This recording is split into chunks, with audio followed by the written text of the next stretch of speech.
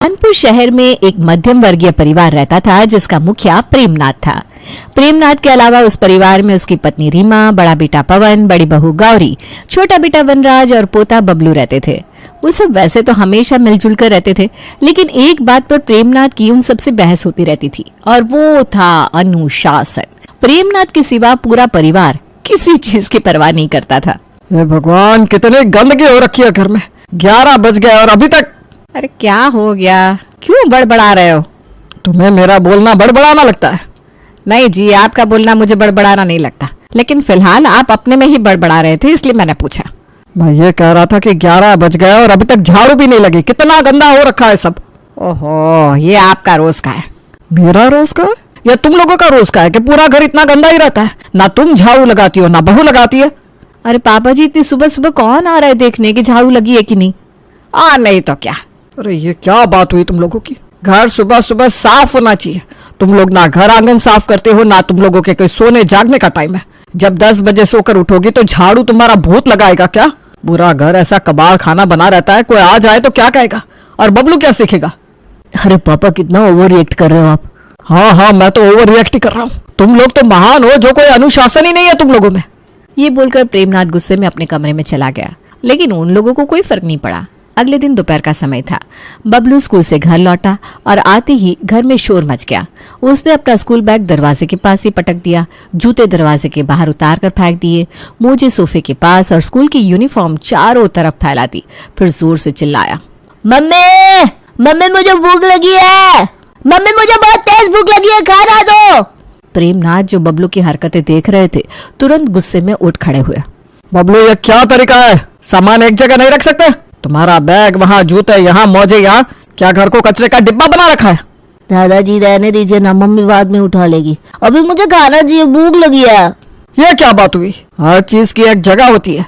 पहले सामान उठाओ, अपनी जगह पर रखो, फिर खाना मिलेगा। अनुशासन में रहना सीखो। अनुशासन? ये कौन सी चिड़िया है? अनुशासन मतलब डिसिप्लिन। बदतमीज कहीं का, उल्टे जवाब देता है। बबलू गुस्से में चिल्लाते हुए रोने लगा। तभी गौरी वहां आ गई। अरे पापा जी, इतना नाराज क्यों हो रहे हैं? बच्चा है, सीख जाएगा। भूखा है बेचारा, पहले उसे खाना तो खाने दीजिए। गौरी, तुम समझती क्यों नहीं? अगर बच्चे को अभी अनुशासन नहीं सिखाया तो बड़ा होकर इसकी ये आदतें और खराब हो जाएंगी। तुम लोग खुद भी किसी नियम में नहीं रहते और बच्चों को भी यही सिखा रहे हो। पापा जी रहने दीजिए ना, आपको हर चीज में अनुशासन चाहिए। हम जैसे हैं खुश हैं, आपको क्यों इतनी चिंता हो रही है? गौरी बबलू को लेकर अंदर चली गई। प्रेमनाथ का चेहरा शर्म और गुस्से से लाल हो गया। जब माँ बाप खुद लापरवाह है तो बच्चे अनुशासन कैसे सीखेंगे? अरे आप आराम करो ना, क्यों इतनी टेंशन लेते रहते हो? उसी शाम नरेश चंद्र, प्रेमनाथ के पुराने दोस्त, घर आए। प्रेमनाथ ने गर्मजोशी से उनका स्वागत किया, लेकिन जैसे ही नरेश चंद्र सोफे पर बैठने लगे, उन्होंने देखा कि वहाँ वनराज के गीले कपड़े और तौलिया बिखरा पड़ा है। अरे प्रेमनाथ, ये क्या? सोफे पर तो कपड़े बिखरे पड़े हैं। अरे नरेश, सॉरी यार, मैं अभी हटवाता हूँ। वनराज ने ये सब फैला रखा है, मैं उसे ही बुलाता हूँ। प्रेमनाथ ने आवाज लगाई, लेकिन वनराज घर पर नहीं था। वनराज घर पर नहीं है, रुको मैं हटा देती हूँ। रीमा ने आकर कपड़े उठाए और कोने में पटक दिए। अरे नरेश जी, आप बैठिए, ये सब रोज का है, अब ऐसे ही रहता है। हे भगवान, ये लोग कब सुधरेंगे? इन लोगों ने तो मुझे शर्मिंदा कर रखा है। आप ही कोई चमत्कार कर दीजिए जिससे ये लोग सुधर जाएं। कुछ समय यूं ही गुजरता गया। घर का माहौल हमेशा की तरह बिखरा और लापरवाह था। प्रेमनाथ सब कुछ देखकर परेशान तो होता था, लेकिन उसने अब बोलना छोड़ दिया था, मानो उसने हालात से समझौता कर लिया था। तभी घर में खुशी की खबर आई। वनराज की शादी तय हो गई थी। घर में रौनक छा गई। रीमा और गौरी ने खरीदारी शुरू कर दी। बबलू उधम मचा रहा था और प्रेमनाथ इस बार बिना शिकायत किए हर तैयारियों में हाथ बटा रहे थे। मेरी तो भगवान से बस यही प्रार्थना है कि मेरी छोटी बहू थोड़ा अनुशासन रखने वाली हो। बिल्ली को सपने में छिछड़े ही दिखता है। क्या बोले? कुछ नहीं। शादी का दिन आ गया। घर दुल्हन की तरह सजा हुआ था। बारात धूमधाम से रवाना हुई और पूरी रस्मों के साथ वनराज की शादी सानिया से हो गई। सानिया जब पहली बार घर में दुल्हन बनकर आई तो रीमा ने आरती की थाल लेकर दरवाजे पर खड़े होकर उसका स्वागत किया। आओ आओ बहू, अब इस घर को अपने प्यार से और रोशन कर देना। वैसे भी ये घर तुम जैसे किसी का इंतजार कर रहा था। सासू माँ, ये प्यार की बातें ना पहले ही कर लो, बाद में तो वही पुराने ताने सुनने को मिलेंगे। अरे अब ताने सुनाने का वक्त नहीं है, हमारी बहू घर में आ गई है, अब तो हमारा घर और चमकेगा। और ताने वाने तो सास बहू के रिश्ते की डोर है क्या? सानिया ने मुस्कुराते हुए घर में कदम रखा। प्रेमनाथ ने उसे आशीर्वाद दिया और धीरे से कहा, बेटा इस घर को अपना ही घर समझो और हाँ जो सही लगे वो करना। सानिया ने सिर झुकाकर हामी भरी। रीमा और गौरी ने उसे अंदर ले जाकर कमरे में बिठाया। सारी रस्में निपटने और मेहमानों के जाने के बाद जब एक सुबह सानिया किचन में गई तो वहां का हाल देखकर हैरान रह गई। फर्श पर पानी फैला हुआ था, प्लेटफॉर्म पर मसालों के डिब्बे बिखरे पड़े थे और बर्तन तो बस पूछो मत। हे भगवान, ये क्या हाल है? ये किचन है या युद्ध का मैदान? तभी पीछे से प्रेमनाथ की आवाज आई। क्या हुआ बहू, पहले सुबह ही परेशान लग रही हो? अरे पापा जी, आप ये किचन बहुत गंदा है। कोई ऐसे किचन में कैसे काम कर सकता है? मुझे तो समझ में नहीं आ रहा है, शुरू कहाँ से करूं? हाँ बहू, मुझे लगा ही था कि तुम्हें ये सब अजीब लगेगा। क्या बताओ, यहाँ किसी को सफाई से कोई मतलब ही नहीं है। पूरा घर ऐसा है, कोई अनुशासन ही नहीं है। पर ये तो गलत बात है ना, ऐसा कैसे चल सकता है? मुझे लगता है कि थोड़ा अनुशासन होना चाहिए। मैं इसे ठीक कर दूंगी। सानिया ने बिना देर किए किचन साफ करना शुरू कर दिया। उसने पूरा प्लेटफॉर्म साफ किया, बर्तन धोकर सही तरीके से रखे और फर्श भी चमका दिया। किचन को इतना साफ मैंने सालों बाद देखा है। अब मैं आ गई हूँ ना, अब सब साफ ही रहेगा। पर जब काम करके सानिया अपने कमरे में गई तो वहां का हाल देखकर उसका मुंह खुला का खुला रह गया। बिस्तर पर गीला तौलिया पड़ा था, मोजे और कपड़े इधर उधर बिखरे पड़े थे। ये क्या हाल बना रखा है आपने? बिस्तर पर गीला तौलिया क्यों रखा है? सब कुछ बिखरा हुआ है, ये क्या तरीका है? अरे सानिया, तुम क्यों टेंशन ले रही हो? मैं तो ऐसे ही रहता हूँ। अब आप अकेले नहीं है, मैं भी हूँ यहाँ। आपको थोड़ा तो ध्यान रखना चाहिए। अरे बाबा ठीक है, लेकिन मैं ऐसा ही हूँ। तुम इतना सीरियस क्यों हो रही हो? सानिया ने समझ लिया कि बातों से कुछ नहीं होगा। उसने कमरा साफ किया और पूरे घर को साफ करना शुरू कर दिया। उसने हॉल को भी चमका दिया। ये सब करने के लिए धन्यवाद बेटा, लेकिन उसका कोई फायदा नहीं है क्योंकि शाम तक सब कुछ वैसा ही हो जाएगा। सच में? हाँ, just wait and watch. Premnath ने जैसा कहा था वैसा ही हुआ। शाम तक हालत फिर वैसी हो गई। पापा जी ने ठीक ही कहा था। अरे सानिया, क्या बात है? तुम तो पापा जी के नक्शे कदम पर चल रही हो। हाँ, उनको आखिरकार एक साथ ही मिल ही गया। अब तो घर में डबल अनुशासन होगा। सबकी बातों से सानिया ने समझ लिया कि यहाँ बातों से कोई असर नहीं होगा। ये लोग सुनेंगे नहीं, लेकिन मुझे कुछ ऐसा करना होगा कि इन्हें बदलाव महसूस हो। सानिया ने एक योजना बनाई और वनराज से कहा, सुनिए, चलिए ना मेरी सहेली के घर चलते हैं, थोड़ा फ्रेश हो जाएंगे। ठीक है, तुम कहो तो चल ही लेते हैं। वैसे भी तुम पहली बार कह रही हो, मना कैसे कर सकता हूँ। सानिया और वनराज सानिया की सहेली मोहिनी के घर पहुंचे। मोहिनी ने दोनों का दिल खोलकर स्वागत किया। अरे वाह सानिया, तू तो शादी के बाद पहली बार आई है। चलो, आज हमारे घर रौनक आ गई। वनराज जी, आप तो घर के दामाद हुए, हमारे लिए तो खास मेहमान है। आइए आइए, अंदर आइए। अरे जीजा जी बोलो, दामाद बोलकर क्यों बड़ी बन रही हो? सॉरी। सानिया और वनराज मोहिनी के घर के अंदर गए। मोहिनी का घर इतना साफ सुथरा और ऑर्गेनाइज्ड था कि वनराज कुछ पल के लिए हैरान रह गया। फर्श इतना चमकदार था कि उसमें हर चीज का रिफ्लेक्शन नजर आ रहा था। दीवारों पर लगी पेंटिंग्स, सजी धजी अलमारी और गुलाब के फूलों से सजा लिविंग रूम किसी महल से कम नहीं लग रहा था। अरे ये घर है या कोई होटल का सूट? वाह मोहिनी जी, आपका घर तो कमाल का है। धन्यवाद वनराज जी, पर ये सब मेरी आदत है। घर में साफ सफाई रखना और हर चीज का अपनी जगह पर होना मेरी प्रायोरिटी है। वैसे भी घर इंसान की पर्सनालिटी को दिखाता है। अच्छा, आप बैठिए, मैं नाश्ता लाती हूँ। मोहिनी ने चाय और नाश्ता लाकर टेबल पर रखा। प्लेटों में सजा नाश्ता ऐसा लग रहा था जैसे किसी 5 स्टार होटल में परोसा गया हो। वाह मोहिनी, तेरा घर और तेरा नाश्ता दोनों एकदम परफेक्ट है। तू बस तारीफ कर रही है या सच में खुश है? अरे सच कह रही हूँ। मुझे तुझसे साफ सफाई की कुछ टिप्स भी लेने होंगे। नाश्ते के बाद दोनों मोहिनी से विदा लेकर घर की ओर रवाना हुए। रास्ते में सानिया ने मुस्कुराते हुए वनराज से पूछा, तो कैसा लगा मोहिनी का घर? बहुत अच्छा लगा, हर चीज अपनी जगह पर थी। सब कुछ इतना सजा सवरा कि मन को सुकून दे। हमारा घर तो इससे बिल्कुल उल्टा है। सही कहा, लेकिन असल में हमारा घर भी ऐसा ही है। फर्क बस इतना है कि हमारा घर गंदा रहता है और हर चीज इधर उधर पड़ी रहती है। अब सोचो, अगर मेरी सहेली हमारे घर आए और ये सब देखे तो उसे कैसा लगेगा? सानिया की बात वनराज के दिल पर लगी। उसने सिर झुकाकर कहा, तुम सही कह रही हो। अब से मैं कुछ भी इधर उधर नहीं फेंकूंगा, हर चीज अपनी जगह पर रखूंगा। ये सुनकर सानिया ने राहत की सांस ली। उसे विश्वास था कि बदलाव की शुरुआत हो चुकी है। अगले दिन जब सानिया किचन में काम खत्म करके अपने कमरे में गई तो उसने देखा कमरा एकदम साफ था। गीला तौलिया बिस्तर से गायब था, मौजे अपनी जगह पर थे और हर चीज ढंग से रखी गई थी। सानिया की खुशी का ठिकाना नहीं रहा। थैंक यू वनराज, मुझे तो यकीन ही नहीं हो रहा कि तुमने कमरा इतना साफ कर दिया। थैंक यू तो मुझे तुम्हें कहना चाहिए, तुमने मुझे सही तरीके से रहना सिखाया। सच में अब अच्छा महसूस हो रहा है। इस दौरान प्रेमनाथ कमरे में आ गए। कमरे का नजारा देखकर वे चौंक गए। अरे ये मेरा बेटा है या कोई चमत्कार हो गया? वनराज क्या बात है, अब भाई पूरा घर ऐसे ही सुधर जाए तो क्या कहना है? पापा जी वक्त लगेगा लेकिन धीरे धीरे सब बदल जाएंगे। प्रेमनाथ ने सानिया की जमकर तारीफ की। बहू तुमने इस घर को बदले बिना ही बदल दिया। चलो अब हम सब मिलकर बाकी लोगों को भी सुधारते हैं। एक दिन सानिया गंदे कपड़े लेकर गहरी सोच में गौरी के कमरे में गई। अरे दीदी ये गंदे कपड़े आपके कमरे में रख दूं? वैसे भी आपका कमरा गंदा ही है, मेरा तो साफ सुथरा है। क्या बकवास कर रही हो सानिया? गंदे कपड़े मेरे कमरे में क्यों रखोगी? दीदी गंदे कपड़े तो गंदी जगह पर ही रखने चाहिए ना। आपका कमरा देखो, मेरा कमरा देखो, अब बताइए कहाँ रखूं? गौरी को ये सुनकर गुस्सा तो आया लेकिन साथ ही उसे अजीब भी लगा कि सानिया सच कह रही है कि उसका कमरा गंदा तो है। उसने कपड़े रखवाने की इजाजत तो दे दी लेकिन खुद के कमरे की हालत पर गौर करना शुरू कर दिया। चाची हमारा कमरा तो आपके कमरे के सामने कूड़ेदान लग रहा है। बाबलो चुप कर। सानिया के इस तरीके ने गौरी को सोचने पर मजबूर कर दिया। एक दिन सानिया ने अपनी सास रीमा और जिठानी गौरी से कहा, मम्मी जी और दीदी चलिए ना आज बाजार चलते हैं, थोड़ी शॉपिंग हो जाए, नए पर्दे भी देख लेंगे और आपके लिए नई साड़ियाँ भी। अरे वाह, शॉपिंग की बात सुनकर तो हमारी थकान ही उतर गई। चलो तैयार हो जाते हैं। हाँ चलिए ना, बहुत दिन गए बाजार गए हुए। तीनों अपने अपने कमरों में तैयार होने चली गई। सानिया को उसके कपड़े तुरंत मिल गए क्योंकि उसकी अलमारी एकदम ऑर्गेनाइज थी।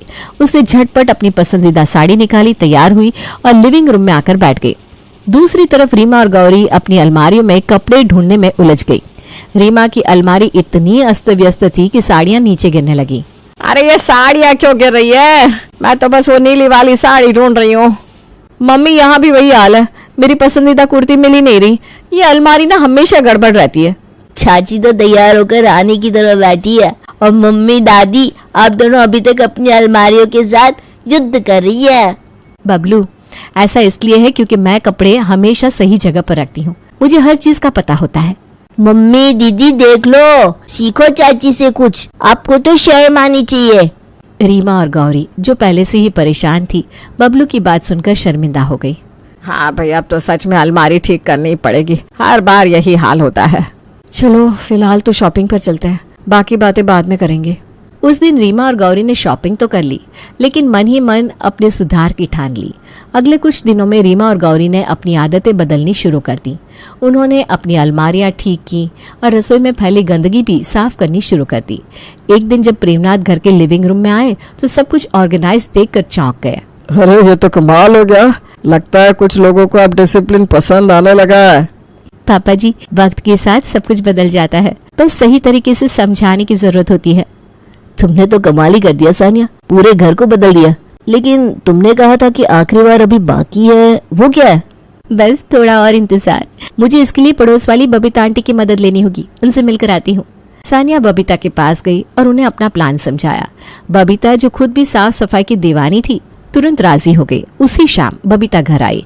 कुछ देर इधर उधर की बातें करने के बाद बबीता ने सानिया के कमरे की तारीफ करनी शुरू कर दी। अरे वाह सानिया, तुम्हारा कमरा तो किसी होटल की कमरे जैसा लग रहा है, सब कुछ इतना साफ और ऑर्गेनाइज्ड। तुम्हारे आने के बाद तो ये घर भी थोड़ा सही लगने लगा है, वरना पहले तो ये घर किसी चिड़ियाघर जैसा लगता था। चिड़ियाघर? हाँ हाँ मैं मजाक नहीं कर रही हूँ। और देखो तुम्हारा और तुम्हारी सास के कमरे तो ऐसे लग रहे जैसे वहाँ सिर्फ फैला हुआ सामान रहता हो। तुम दोनों को तो बस गंदगी फैलाने का ही शौक है ना? बबीता आंटी आप ऐसा कैसे कह सकती हैं? अरे मैं झूठ बोल रही हूँ क्या? सच तो ये है कि तुम्हें साफ सफाई का जरा भी ध्यान नहीं। हमारा कमरा इतना भी गंदा नहीं है, और वैसे भी हर कोई सानिया जैसे परफेक्ट नहीं हो सकता। अरे रीमा परफेक्ट बनने की जरूरत भी नहीं है, बस इतना कर लो कि लोग तुम्हारा कमरा देखकर सिर पकड़ कर ना बैठ जाए। ये सानिया तो घर की इज्जत बचा रही है, तुम्हें तो उसे शुक्रिया कहना चाहिए। रीमा और गौरी को बबीता की बातों से बहुत गुस्सा आया लेकिन वो चुप रही। बबीता बस मुस्कुराते हुए वहाँ से चली गई। बबीता ने जो कहा वो सही तो था। अब तुम दोनों को भी सोचना चाहिए कि लोग तुम्हारे बारे में क्या सोचते होंगे। बबीता की बातों ने रीमा और गौरी को झकझोर कर रख दिया। उन्हें एहसास हुआ कि अब तक लोग उनके बारे में क्या सोचते होंगे। मम्मी जी अब बहुत हो गया, हमें अपना कमरा और अपनी आदतें बदलनी होंगी। हाँ गौरी, अब हम और शर्मिंदा नहीं होना चाहते, हमें सुधार की कसम खानी होगी। अगले कुछ दिनों में रीमा और गौरी ने अपने कमरे को बहुत अच्छे से सजा लिया। उन्होंने न केवल अपने कपड़े और सामान ऑर्गेनाइज्ड किए, बल्कि रसोई और पूरे घर की सफाई भी शुरू कर दी। एक दिन जब घर पूरी तरह से ऑर्गेनाइज्ड हो गया तो सबने मिलकर सानिया का शुक्रिया अदा किया। बहू, तुमने जो किया उसके लिए मैं तुम्हारा तहे दिल से शुक्रिया करती हूँ। तुमने हमें सही मायने में जीने का तरीका सिखाया। हाँ सानिया, हमें माफ कर दो। हम शुरुआत में तुम्हारी बातों को समझ नहीं पाए, लेकिन अब हम वादा करते हैं कि घर हमेशा साफ सुथरा रहेगा। अरे दीदी और मम्मी जी, माफी की कोई जरूरत नहीं। परिवार में प्यार और समझ ही सबसे बड़ी बात होती है। बस अब हमेशा ऐसे ही रहिएगा। तो ये है मेरी डिसिप्लिन वाली बीवी का जादू। अब ये घर हो गया है एकदम परफेक्ट। और नहीं तो क्या, अब हमारा घर चिड़ियाघर नहीं बल्कि महल लगने लगा है। और इस तरह सानिया ने न केवल घर को बदल दिया, बल्कि पूरे परिवार को भी जीवन में अनुशासन का महत्व सिखा दिया। अच्छी सासू माओं के दिल दहल जाते हैं जब उनका सिंहासन डोलने लगे। बस ऐसा ही कुछ होने वाला था मित्तल निवास में। लेकिन तूफान के आने से पहले की खामोशी का मजा लेते हैं, उसके लिए आपको चलना होगा मित्तल निवास। तो आइए फिर देर कैसी, आपको घुमा कर लाते हैं कि आज कौन सी नई खिचड़ी पक रही है। अरे थक गई हूँ मैं भी अब काम कर करके। इस घर के काम का अंत कब आएगा? मुझे तो लगता है जब इस घर से मेरी अर्थी उठेगी तभी सब काम खत्म होंगे। अरे कहाँ हो सबके सब? कान में क्या कान खजूरा घुस गया है? या केरोसिन डालूं तब सुनाई देगा? मम्मी आप भी ना, ये क्या रोज सुबह सुबह इतनी कड़वी बातें बोलकर जगाती हो, मन ही खराब हो जाता है। अच्छा तो ये बता कौन सा सुरीला राग छेड़ूं जिससे तुम लोग जाग जाओ? एक बात तो है मम्मी, आप पर जैसे ही कोई वर्कलोड पड़ता है ना, आपका टेम्परामेंट तुरंत हाई हो जाता है। ठीक है कर रही हूँ मैं घर की साफ सफाई, बाकी के काम मैं ही तो रात को करके सोई थी ना। तब तक गोपाल भी बाहर आ जाता है। अरे मम्मी क्या हुआ, क्यों इतनी जोर जोर से चिल्ला रही हो? अभी तो बस 9 ही बजे है। बेटा 9 नहीं, पूरे 9 बज चुके हैं। फिर समझो ना आज तुम्हारी मम्मी जल्दी जा गई है तो बस। ये कहकर महेश जी मुस्कुराकर गोपाल और प्रीति की तरफ देखते हैं। अब ये आपकी टॉन्ट वाली बातें क्या मुझे समझ में नहीं आती है? अब बहुत हुआ, मुझे तो बस इंतजार है कैसे भी करके बस ये थोड़े दिन और निकल जाए और मेरी बहू घर आ जाए। सही बोलूँ तो अब मुझसे इंतजार नहीं हो रहा। एक बार मेरी बहू घर के अंदर आ गई तो बस मैं किचन से बाहर। शारदा जी, कितनी बार कहा है कि ये शेख चिल्ली के हसीन सपने अब देखना छोड़ दो। पहले शादी तो अच्छे से हो जाने दो, बहू को घर में आ जाने दो, हम सबके साथ सेट हो जाने दो। लेकिन नहीं, अभी से इतनी दूर की बातें सोचने लगती हो। वैसे भी मम्मी आजकल की बहुओं से ज़्यादा काम नहीं होता, तो आप इतने हसीन ख्वाब ना ही सजाओ तो ज़्यादा अच्छा है। हे भगवान, तुम लोग हर रोज वही घिसी पिटी बातों से बोर नहीं होते क्या? वही बहू वही काम, क्या यार मम्मी आप भी। हाँ मुझे दिख रहा है, अभी से दिख रहा है कि तेरी बीवी के काम की बातें तुझ पर कितनी ज्यादा भारी पड़ रही है। अच्छा चलो अब नाश्ता भी दे दो। जा प्रीति, पापा के लिए उत्तपम बना दे, मैंने बैटर लगा कर रख दिया है। ये थी शारदा जी, जिनसे ज़्यादा काम नहीं होता था और बस इसीलिए सपने सजा रही थी अपनी बहू के। फिर जैसे तैसे करके थोड़े दिन निकलते हैं और फिर मित्तल निवास में आगमन होता है नई बहू का, जिसका इंतज़ार पूरे परिवार को बड़े ही ज़ोरों शोरों से था। बहू तो अब आ गई है ना, अब तो मेरी सारी परेशानियों से छुट्टी हो जाएगी। कितने सालों से इस घर को तेरा इंतजार था और अब यहाँ तुझे कैसी भी कोई भी परेशानी नहीं होगी। इस घर को अपना ही घर समझना। गोपाल, प्रीति और महेश जी भी वहीं पास में बैठे थे। सुन रहे हो पापा, मम्मी कितना मस्का लगा रही है भाभी को। अरे उस बेचारे को तो पता ही नहीं है, इस घर को नहीं शारदा जी की रसोई को इंतजार था बहू का। अब राधा की पहली रसोई होती है और राधा सभी के लिए बढ़िया सा हलवा बनाकर लाती है। राधा की दादी सास उसे खूब लाड लड़ाती है। ले बहू रानी, मेरी तरफ से सोने की चेन। बस अब जल्दी से पोते का मुंह दिखाते तो फिर मैं बैकुंठ धाम को जाऊं। अरे नहीं दादी, कैसी बात कर रही हो आप? ऐसे ना बोलो, अभी तो मैं इस घर में आई हूँ, अभी आप कहीं नहीं जा रही, अभी तो मैं आपकी खूब सेवा करूंगी। शारदा जी सोच रही थी कि अब तो वो निश्चिंत हो गई, लेकिन अब क्या होने वाला है? अच्छा बताते नहीं है, अब खुद ही देख लीजिए ना। अगले दिन सुबह होते ही बहू सास के कमरे में आती है। मम्मी जी उठिए ना, देखिए सुबह के पूरे 6 बज गए और आप अभी तक सो रही हैं। 6 बज गए? आज तो पता ही नहीं चला। शादी की भागम भाग में इतना थक जाते हैं और फिर इतने दिनों से नींद ही पूरी नहीं हो रही थी। कोई बात नहीं मम्मी जी, जल्दी से नहाकर नीचे आ जाइए। यहाँ अभी पापा जी सो रहे हैं ना, उनको डिस्टरबेंस होगा। क्या? नहाकर? क्यों बहू, इतनी ठंड में, वो भी 6 बजे नहाकर? अरे मम्मी जी, तो क्या बिना नहाए रसोई में चली जाती हो आप? फटाफट आ जाइए नीचे। शारदा जी राम राम करती हुई जैसे तैसे नहा कर आती है। अरे यार, आज तो इस बहू ने इस कड़कड़ाती ठंड में नहला दिया सुबह सुबह। और अभी ये नई नई है, इसके आगे कुछ बोल भी नहीं सकते। लेकिन अगर ये आगे भी ऐसी रही तो आपका मरना तय है शारदा। फिर बहू के पास पहुंचकर शारदा जी उससे पूछती है, अरे बहू, तो ये तो बता, तूने सुबह सुबह मुझे क्यों बुलाया यहाँ? राधा की दादी सास प्रेमा वहाँ पहले से बैठी हुई थी। वाह, आज तो बहू तुझे उठा लाई शारदा। कितनी सुथरी बहू मिली है तुझे, देख ले। तब तक राधा वहाँ पूजा की थाली लेकर आती है। लीजिए दादी माँ, मैंने पूरी तैयारी कर दी है। देखो कहीं कुछ छूट तो नहीं रहा ना? अरे बहू, आज तो इतनी होशियार नहीं होती तो ये पूजा रह ही जाती। सुन रही है शारदा, न जाने कौन सी दुनिया में रहती है तू। अब मैं तो बुढ़िया हो चली, मुझे कहाँ ये सब याद रहता है। तेरी बहू ने मुझे याद दिलाया कि शादी के अगले दिन तो पूर्वजों की भोग पूजा होती है। अरे हाँ, सही कह रही हो अम्मा जी, मैं तो भूल ही गई थी। बहुत बढ़िया किया राधा तुमने। फिर तीनों अच्छे से बैठकर पूजा करते हैं और बाद में घर के सभी लोगों को प्रसाद देते हैं। 2 दिन बाद, मम्मी जी ये क्या, आप अभी तक तैयार नहीं हुई? अरे आज बसंत पंचमी है और मेरी प्यारी ननद रानी कहाँ है, दिख नहीं रही है। अरे वो तो अपने कमरे में ही होगी। अच्छा मैं देखती हूँ जाकर। राधा प्रीति को जगाने जाती है। क्या दीदी आप अभी तक सो रही हैं? ये भी कोई वक्त है क्या भला सोने का? कुछ तो ख्याल करो आप सोने का दीदी। चलिए उठिए फटाफट और नहा धोकर मेरे साथ मंदिर चलिए, आज बसंत पंचमी है। अरे कुछ दिनों में आपकी शादी हो जाएगी तो वहाँ जाकर क्या हम लोगों का नाम डुबाएंगी आप? अरे भाभी आज संडे है और इतनी सुबह सुबह कौन नहाता है? और उठती हूँ थोड़ी देर में। क्या थोड़ी देर में दीदी? घड़ी तो देखिए 8:30 बज रहे हैं। आपको पता है 5 सालों से मैं पूरा कार्तिक नहाती हूँ, वो भी 4 बजे उठकर। अब ये कार्तिक क्या बुलाया है भाभी, और प्लीज थोड़ी देर सोने दो ना। नहीं नहीं नहीं नहीं, अब नहीं सोना है, चलिए उठिए। फिर राधा प्रीति की रजाई हटाकर पंखा चला देती है। ये क्या बात हुई भाभी? अच्छा आप चलो, मैं आ रही हूँ नीचे नहाकर। राधा नीचे जाकर शारदा जी को कहती है, मम्मी जी प्रीति दीदी कह रही है कि कार्तिक क्या भला है। आपने कभी उनको बताया नहीं कि कार्तिक के पूरे महीने में सुबह 4 बजे उठकर ठंडे पानी से नहाते हैं?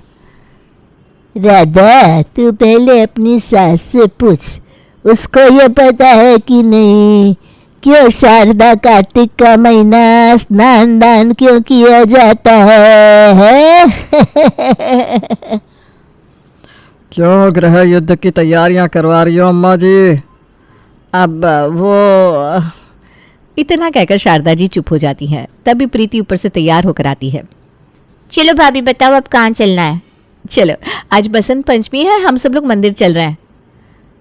मंदिर? आप लोग हो आओ, मैं आज यहीं घर में ही पूजा कर लूँगी। नहीं नहीं नहीं नहीं, आप भी चलेंगी मम्मी जी? अरे नहीं नहीं, मैं नहीं जा रही, मुझे ना बहुत कमज़ोरी सी लग रही है। हाँ बहू, समझ रही हूँ तेरी कमजोरी। चलो राधा बहू, हम तीनों चलते हैं। अब तीनों मंदिर से आते हैं, तब तक शारदा जी खाने की तैयारी कर लेती है, ये सोचकर कि बहू बहुत खुश हो जाएगी। चलिए मम्मी जी खाने की तैयारी करती हूँ, आज तो बसंत पंचमी है, आज तो पीले चावल बनेंगे। मुझे ना बहुत ज़्यादा पसंद है पीले चावल। वाह, मुझे लगता है जैसे मैंने तेरे दिल की बात सुन ली। आज पीले चावल ही बनाए ताकि बाकी तैयारी तू कर ले और सब साथ में ही खाने पर बैठेंगे। ठीक है मम्मी जी, अभी फटाफट से रोटियां सेक देती हूँ और सब्जी छौंक देती हूँ। हाँ बहू, जल्दी से बना ले। हाँ, और डाइनिंग टेबल पर लगाकर सबको आवाज़ लगा देना। राधा थोड़ी देर में खाना बनाकर सबके लिए लगा देती है और सब खाना खाने के लिए बैठते हैं। मम्मी जी वो पीले चावल कहाँ है? मुझे ना बड़ी क्रेविंग हो रही है और आज बसंत पंचमी भी है। इस दिन का तो मैं पूरे साल इंतज़ार करती हूँ। मेरी माँ मेरे लिए इतने सारे भरकर ये चावल बनाती थी। शारदा जी कुकर राधा की तरफ बढ़ा देती है। ले बहू, तू आज मन भर कर खा, मैं भी तो तेरी माँ जैसी हूँ, तभी तो तेरा इतना ख्याल रहता है मुझे। हाँ राधा, मुझे भी थोड़ा दो ना। राधा जैसे ही कुकर खोलती है, ये कैसे पीले चावल है मम्मी जी? ये तो पुलाव है। हाँ तो ये भी तो पीले है ना। अरे आपको पता नहीं है आज के दिन केसरिया मीठा पुलाव बनता है। हाँ राधा बहुत सही कह रही है, मैं भी खूब बनाती थी। अब तो सालों हो गए उस स्वाद को चखे। अब मुझ बुढ़िया को कौन केसरिया पुलाव बनाकर खिलाएगा भाई। क्या मम्मी जी आप भी ना। तो फिर क्या हुआ राधा, इसमें इतना नाराज क्या होना? अरे इसी बात पर तुम बनाकर खिला दो हम सबको केसरिया पुलाव, हम भी खा लेंगे। हाँ बहू गोपाल ठीक कह रहा है, बना लो इसी बात पर। ठीक है मैं बनाती हूँ। अच्छा दीदी आप भी आ जाओ, आप भी सीख लो। आगे आपको ससुराल जाना है, लड़कियों को तो हर चीज़ आनी चाहिए। हाँ भाभी सीख लूंगी, आज पहले आप बनाकर खिलाओ तो सही। राधा केसरिया पुलाव बनाने चली जाती है। अरे बहुत पुण्य की होंगे तूने महेश, जो इतनी होनहार बहू मिली तुझे। आजकल ऐसी बहुएं अलादीन का चिराग लेकर ढूंढने निकलो तब भी ना मिले। हाँ अम्मा जी सही कह रही हो आप। अब ज़्यादा दूर क्यों जाना, बगल में बैठी आपकी बहू को ही देख लो। आप लोग ना मुझे हमेशा ही तंग करने के लिए तैयार रहते हैं, क्योंकि मैं कुछ बोलती नहीं इसलिए ना। ये कहकर शारदा जी नाराज होकर चली जाती है। उनके पीछे पीछे प्रीति भी चली जाती है। मम्मी ये भाभी कुछ ज्यादा ही हवा में नहीं उड़ रही क्या? अरे मेरे तो करम ही फूटे हैं। मैंने तो सोचा था बहू आएगी तो आराम करूंगी, लेकिन यहाँ तो लेने के देने पड़ गए। ऐसे ही करके दिन निकलते जाते हैं। अब कुछ ही दिन बाद शारदा जी का बड़ा ही मन हुआ। आज तो भाई मैं पुलाव बनाऊंगी, बड़े दिन से नहीं खाया। और उस दिन बनाया तो हमारी प्यारी बहू रानी ने सारा मूड खराब कर दिया। आज तो वो प्रीति के साथ बाजार गई है, आज पुलाव बना लेती हूँ, जिससे आराम से बन भी जाएगा और रोटियाँ भी नहीं बनानी पड़ेगी। अभी गोपाल और उसके पापा भी आते होंगे। शारदा जल्दी से पुलाव का कुकर चढ़ा देती है और फटाफट पुलाव तैयार भी हो जाता है। फिर क्या, शारदा जी थाली भर के पुलाव अपनी थाली में सजा लेती है। जरा सलाद भी रख लूँ, आज तो भाई मज़ा ही आ जाएगा। कितने दिनों से कुछ अच्छे से खाया नहीं है। सजा ले शारदा, सजा ले अपनी प्लेट अच्छे से। और इधर जैसे ही शारदा जी अपनी पुलाव की प्लेट लगाकर किचन से हॉल की तरफ बढ़ रही थी, तभी उनकी प्यारी बहू रानी के शुभ कदम घर की दहलीज पर पड़ते हैं। वाह मम्मी आपने तो मेरे दिल की बात सुन ली। पुलाव जल्दी से लाओ। मेरे को ना आज बड़ा ही दिल कर रहा था पुलाव खाने का। शारदा जी अपनी बेटी प्रीति को बड़े ही प्यार से पुलाव खिलाने लगती है। ये ले, मेरी थाली का पहला निवाला तेरे नाम का ही लिखा था। तभी राधा जाकर शारदा जी के हाथों से थाली छीन लेती है। अरे ये क्या घोर अनर्थ करने जा रही हैं मम्मी जी आप? आपको नहीं पता आज एकादशी है और आज चावल खा रही हैं आप? ऊपर से इस बार तो षटतिला एकादशी है। तभी माला जप रही प्रेमा जी एक आंख खोलकर बोलती है। अरे बेटा यहाँ किसी को कुछ नहीं पता, अब तू आ गई है तो मुझे उम्मीद है कि अब इस घर के दिन पलटेंगे। अरे कुछ तो सीख ले शारदा, मैं तो तुझे कुछ सिखा नहीं पाई, अब कम से कम अपनी बहू से ही सीख ले। शारदा जी गुस्से में अपने कमरे में चली जाती है। फिर थोड़ी देर में महेश जी आते हैं।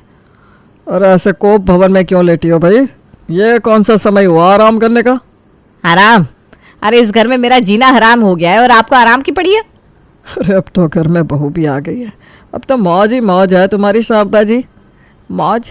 अरे मौत नहीं आ रही है मुझे, मौत। तभी राधा वहाँ शारदा जी के लिए खाने की थाली लगाकर लाती है। मौत? छी छी छी, कैसी बातें हो रही है इस घर में।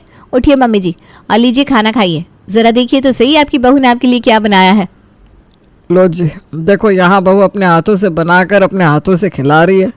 और एक एक घरों में देखो बहुएं खाना बनाना तो दूर, सास ने खाया कि नहीं ये तक नहीं पूछती। शारदा जी गुस्से में महेश जी की तरफ देखती हैं। तभी शाम में पड़ोसन रज्जो भी शारदा के घर आती है। राधा उनके लिए चाय बनाकर लाती है। लीजिए आंटी जी, गर्मा गर्म चाय पीजिए। कितनी अच्छी और समझदार बहू है तेरी शारदा। देखो बिना पूछे चाय बनाकर ले आई। एक मेरी बहू है, उसके कान पर नगाड़े बजाओ कि एक कप चाय बना दे तो भी उसे कोई फ़र्क नहीं पड़ता। अरे सच कहूँ एक कप चाय नसीब नहीं होती मुझे तो। अरे यहाँ तो खुद के हाथों से बनाया हुआ निवाला भी मुंह से छीन लिया जाता है। क्या सोचने लगी शारदा? अरे बहू की तारीफ करती रहे, उसे भी अच्छा लगेगा। हाँ हाँ ठीक है, तू बता रज्जो किस काम से आई है? अरे ये पूछ रही थी शारदा कि इस बार का प्रदोष व्रत कब पड़ेगा। हैं? यह क्या भला है? तभी राधा तपाक से बोलती है। आंटी जी, इस बार का प्रदोष व्रत त्रयोदशी के दिन होता है ना, तो इस बार 21 फरवरी को पड़ रहा है और सुबह 11:27 से शुरू होता है और अगले दिन 1:23 तक रहेगा। हाय शारदा, मैं तो वारी जावा तेरी बहू पर। कितनी संस्कारी बहू मिली है तुझे बहन। एक तू देख, तुझे ये भी नहीं पता कि प्रदोष क्या होता है। एक तेरी बहू से मुहूर्त तक पता है। आंटी जी, मेरे पास ना पूजा का पूरा सामान है, आपको कुछ भी चाहिए हो तो बता देना। हाय रे, ऐसी बहू मुझे मिल जाती ना, मैं तो जीते जी स्वर्ग ना लेती। हाँ आंटी, आज ही मैंने मम्मी जी को चावल खाने से रोका है। अब बताओ, एकादशी के दिन कौन चावल खाता है? सही बात है शारदा, तेरी बहू ना एकदम सही बात कह रही है, इसमें कोई गलत बात नहीं है। चलो भाई, मैं तो चली शारदा, लेकिन चलते चलते यही कहूँगी, बहू तुझे एकदम बढ़िया मिली है। और हाँ सुन, तुझे जो भी कुछ पूजा पाठ सीखना है तो अब अपनी बहू से ही सीख ले। अब तो वैसे भी हमारी उम्र हो चली है, इस उम्र में भी नहीं सीखा तो कब सीखेगी शारदा? आंटी, अब तो 2 दिन बाद ही शिवरात्रि है, मुझे तो शिवरात्रि बड़ी ही पसंद है। आंटी, आप हमारे घर ही आ जाना पूजा के लिए और यही प्रसाद ग्रहण करना होगा आपको, ठीक है ना? आज ही मैं प्रीति दीदी के साथ जाकर सिंघाड़ा, तेल, मूंगफली सब ले आती हूँ, सब बढ़िया से तैयार कर दूंगी। अब इन दोनों की बातों के बीच शारदा जी भूत बनकर बैठी थी। अब तुझे कौन सा सांप सूंघ गया शारदा? शारदा जी गुस्सा होकर अपने कमरे में चली जाती है और फूट फूट कर रोने लगती है। तभी प्रीति कमरे में आती है। अरे क्या हुआ मम्मी, आप क्यों इतनी जोर जोर से रो रही हो? इस बहू ने ठान लिया है कि ये मुझे मार कर ही मानेगी। फिर शारदा जी पूरी बात प्रीति को बताती है। ठीक है मम्मी, मैं भाभी को समझा कर आती हूँ, वो मेरी बात ज़रूर समझेंगी। प्रीति राधा के कमरे की तरफ जाती है। तभी उसे राधा की आवाज़ सुनाई देती है। राधा बड़े ही ज़ोर ज़ोर से हंसकर किसी से फ़ोन पर बातें कर रही थी। प्रीति कान लगाकर सुनती है। मम्मी, तुम्हारा प्लान एकदम सही काम कर रहा है। मैंने अपनी सास को एकदम सही कंट्रोल में करके रखा है। मेरी सास मेरे आगे पानी मांगती नजर आती है। अरे आज का किस्सा बताऊं? आज ना मेरी पड़ोसन रज्जू आंटी आई थी, तो वो प्रदोष व्रत का पूछ रही थी। मैंने फटाक से गूगल करके उन्हें डेट मुहूर्त सब बता दिया। भाई मम्मी, मैं तो पूरी कॉलोनी में क्वीन बन गई, क्वीन। अब वो आंटी है ना, 1 नंबर की खबरची है, पूरी कॉलोनी में मेरी सास की ये खबर फैला लेगी। यही सोच कर ना मेरी सास सदमे में है। ये सारी बातें प्रीति सुन लेती है और राधा के कमरे में चली जाती है। प्रीति को देखकर राधा की सिट्टी पिट्टी गुम हो जाती है। दीदी आइए आइए बैठिए। अच्छा भाभी, वो आपको ना मम्मी बुला रही है, ज़रा आप बात कर लो, तो ज़रा मम्मी के रूम में आ जाओ। मम्मी जी ने बुलाया ना, चलो चलो मैं अभी चलती हूँ। नहीं नहीं, तब तक आप अपनी मम्मी से बात कर लो, फिर आ जाना। तब तक प्रीति उधर जाकर शारदा जी को सारी बात बताती है और दोनों मिलकर प्लानिंग करते हैं। तभी राधा भी आ जाती है। मम्मी जी, आपने मुझे बुलाया क्या? हाँ बहू, मैं ये कह रही थी कि ज़रा महाशिवरात्रि की कथा और पूजन विधि बता दे। अब मैं तो ठहरी अनाड़ी, मुझे कहाँ कुछ आता है। तू ज़रा सब समझा दे, मैं वैसे ही करूँगी। इस बार ना पूजा पूरे विधि विधान से करेंगे। क्या मम्मी जी, पूजा विधि से? अभी बताऊँ थोड़ी देर में? नहीं भाभी, अभी बता दो ना। अभी बताती हूँ। इतना कहकर राधा उठकर जाने लगती है। प्रीति उसका हाथ पकड़ लेती है। कहाँ जा रही हो भाभी? गूगल करने जा रही हो या फिर यूट्यूब से देखने? हाँ बहू, इतना तो बताती जा जिससे अब अगली पूजा के पहले हम भी देख लें। क्या आप लोग ये क्या कह रहे हैं? वही जो आप अपनी मम्मी को बता रही थी। अरे अभी तक तो हम सोच रहे थे कि आपको पूजा पाठ करना पसंद है, तो आपकी ये आदत बहुत अच्छी लगी थी, लेकिन आज पता लगा कि ये तो आप हमें नीचा दिखाने के लिए कर रही थी। मम्मी जी, आप मुझे माफ़ कर दीजिए, मैं आगे से ऐसा कभी नहीं करूँगी। नहीं नहीं, मुझसे माफ़ी मत मांगो बहू। अब आगे से हम दोनों मिलकर ही पूजा पाठ कर लिया करेंगे, भले ही चाहे गूगल और यूट्यूब देख के कर ले, हैं?